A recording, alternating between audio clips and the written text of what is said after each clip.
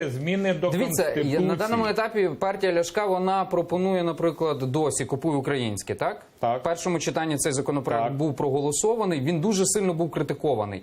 Його називають лобістським, його називають, що дуже виросте корупція через цей закон. Я хочу одне запитати. Ігор Мосійчук, якщо цей закон буде прийнятий особисто, він пересяде з «Лексуса», на якому їздить, наприклад, на українського виробника? Ну, «Лексус» вчора побили. Негідник. Ну, але його можуть відремонтувати.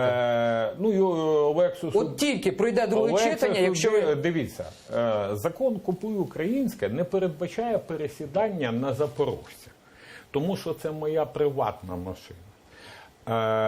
Закон «Купуй українське» передбачає пріоритет при, увага, державних закупівлях, пріоритет вітчизняному виробнику. Державних закупівель за державні кошти у вітчизняного виробника.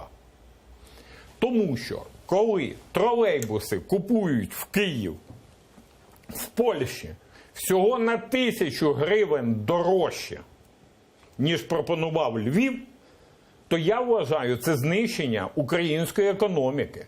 Тому що ця 1000 гривень, яку зекономили на одному тролейбусі, знищує робочі місця, не дає податки до українського бюджету і тому подібне. Тому закон «Купуй українське, плати українцям» передбачає чітку формулу.